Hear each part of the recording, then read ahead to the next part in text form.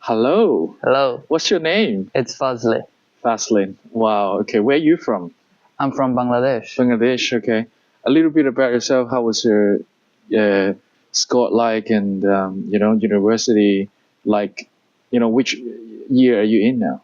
Right now, I'm in second year, second semester of university, Yeah. and I'm studying the Bachelor's of Cybersecurity in Macquarie University. Wow. Bachelor of Cybersecurity. Yeah, Okay. So a lot of AI stuff. here and there, yeah.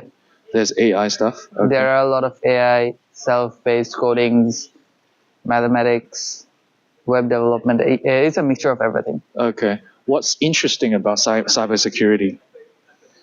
Well, not many people think that it's interesting. There won't be many opportunities or all. But what I like to think is that preparing for cybersecurity is like everything in the future is going to be based on cyber, on the internet, and everything.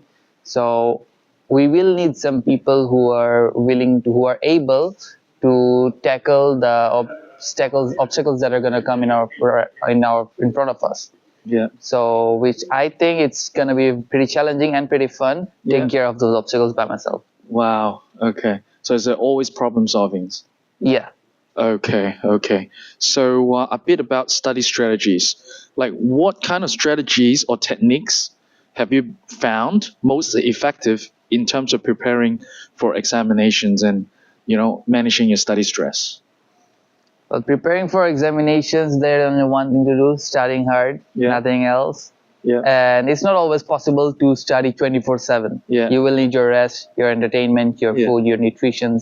Yeah. What I like to do when I'm stressed out, like I'm studying, and I'm not able to get something in my mind, what I like to do then, just take some time off studies, maybe watch some Netflix, maybe some cartoon, play some games, get my mind off studying. Yeah. And when I feel comfortable enough, I get back in. How often do you take a break? I mean, as in like a 2 hours study period?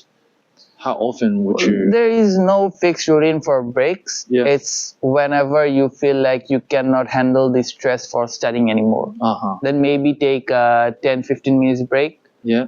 Some people, some of my friends I've seen, they study for 6 hours, 7 hours straight. Yeah. They can handle it. Yeah. But me, I can't. Okay. For me, I like study 2 hour, 2.5, 3 maybe. Then I take a little break. Yeah. Maybe eat, go for a jog, walk it off, get my mind off the stress. Right. Then get back into studying. Right. What I found out is that it actually helps. It actually helps us concentrate on our studies more. Right. So when you get back, you sort of like a lot more focus. Yep. It helps us to increase our focus and understand the topics better. Yeah. So can you tell us the difference of your university life and your high school life before? What was the difference, and what's fun about it? What's fun about Macquarie University? How do you like it's about definitely a lot of fun because my high school I did it back in my country, in Bangladesh. So there are a lot of changes, the environment, friend groups, education system. And personally, if I'm asked to compare, I would say that the education system, communities, and everything in Australia, in Macquarie University, is top class. It's like best and everything.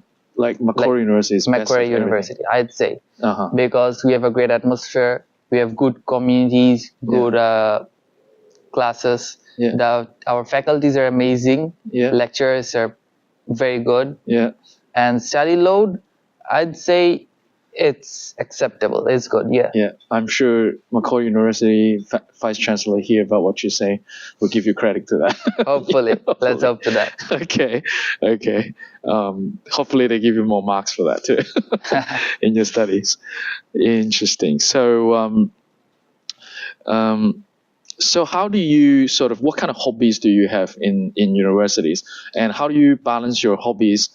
Like, what is your schedule like in terms of hobbies and academic life? And are you working?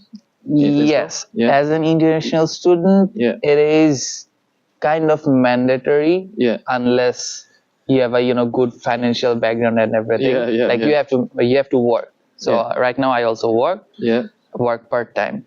So I balance my work, my studies, and my hobbies. Right.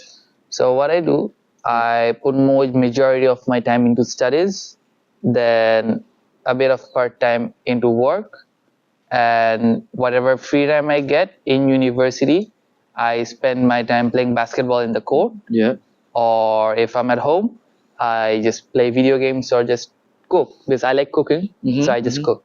You just cook. Yeah. Okay. Wow. Just get my mind off things. So cooking is one of the way that you Yeah, cooking is one of the ways. delineate the stress. Yeah. Okay. Yeah.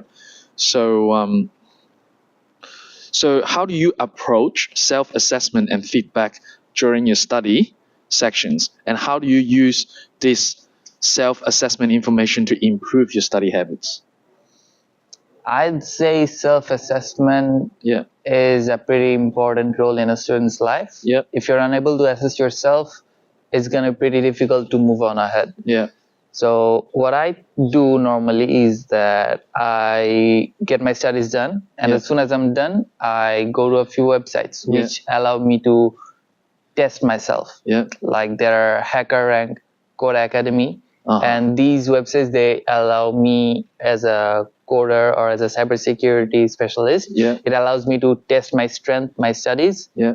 They give us different questions, and it helps us to solve it. Yeah. And that allows me to check how far I've come.